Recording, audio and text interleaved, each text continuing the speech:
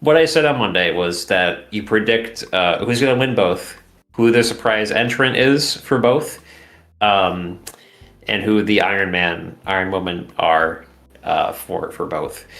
Um, so I think that Seth Rollins comes back and probably wins the Rumble by eliminating the division with the help of a couple of guys in the ring. Um, I think Seth goes back after his title, so it's probably Seth versus CM Punk. I think now, do I think this is really stupid? Yeah, it is. I think Sammy wins it at the Rumble, possibly. Um, Maybe by like a surprise roll up or a fluke or something. And I think what happens is that Cody wins the Chamber, or somehow Cody wins the Chamber. And it either ends in a three-way at WrestleMania, where it's Drew versus Sammy versus Cody, or it's Cody versus Sammy. And Cody Rhodes turns heel at WrestleMania against Sammy and takes the title back. And that's how it happens. That's kind of bold. It is bold, because even though I know people want CM Punk versus Braun Breaker, and that is sort of the popular pick, I think they've started to. I don't think they're going to push the vision too far, man. Because, like, they haven't done a whole lot with the vision. Maybe they're waiting for. Maybe they're waiting for Seth Rollins to come back, but, like, no one in the division has won a single title. They haven't done any tag team title work. No one's won a mid-card title. They've had, like, I think 2 shots at the title. I think it was Braun Breaker, I think, had 1 shot at it and he lost. So I don't know what the hell they're going to do with this group. Well, I guess that's what happens. If they're going to do something, they should have done it already. Yeah, I mean, I guess that's what happens when you form a faction to get the top title in the brand, you know what I mean? Like, there's no side quests for these guys to take on. You're just having them help you take the main quest, and it's just like, they're just floundering there. And sure, they take on side quests, but they're not as significant as, hey, take this title. The mid-card title, that being, the US Championship or the Intercontinental Championship. They're just floundering, beating up random guys like luchadors. Meanwhile, they have to help this guy get to the top title in the brand, and it's just like, that's not right. That's not what a faction should be. Like, compare. I may be wrong with the WCW comparison, but I'm pretty sure the NWO were challenging for mid-card titles, and also were in a bunch of meaningless mid-card feuds, all right? Yeah, they did. I mean, mainly it was like, but they had like, you had the Outsiders challenging for the tag team titles. You had like TV title.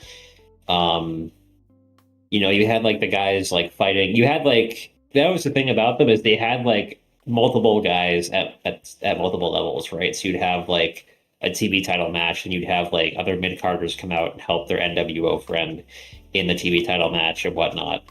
And that's what made them so dynamic and so, like, take overable, is that they had guys at every level that could actually win stuff. Here with the Vision, it just seems like they are just obsessed with winning the single title. Yet you have this group of like super powerful guys. You have Logan Paul, you have Bronson Reed, Braun Breaker, all of whom can main events. You have Austin Theory. And instead of having Austin Theory go back after his US title, he's just chilling. Yeah. Doing nothing. Fighting against Dragon Lee. and fucking Rey Mysterio and Penta. Like, this is what you have for them? It's kind of dumb. I guess that's what happened when Dom is out of injury. So, anyway, continuing with my Rumble prediction, I think the surprise return is what everybody thinks the surprise return is going to be, which is Chris Jericho. I think Jericho has been not teased, but rumored for a while. I think he returns. I think the Iron Man in the Rumble match is probably going to be Javon Evans. I think Whoa. Javon Evans gets a little bit of a push. Okay. Yep.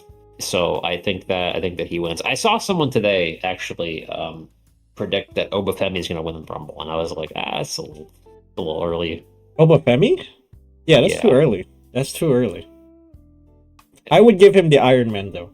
I would give him the Really? Iron Man. Yeah. I think because Gunther's in the match, so it can't be Gunther.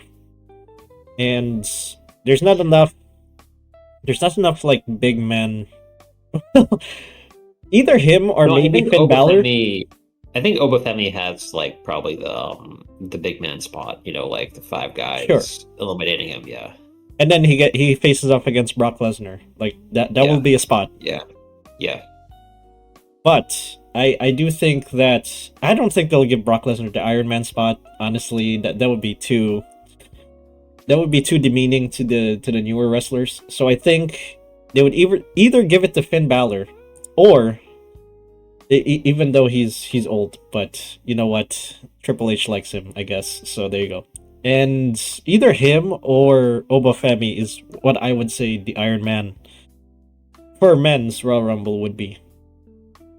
Surprise entrant, Chris Jericho, as you said. I'm pretty sure he's gonna be in there. If not, well, the Saudi Arabians should have paid him more money to appear, I guess. And what were the other ones you said? Women's. So I think women's winner is pretty obvious. Bianca Belair. The Iron Woman for the woman, I think, is going to be probably.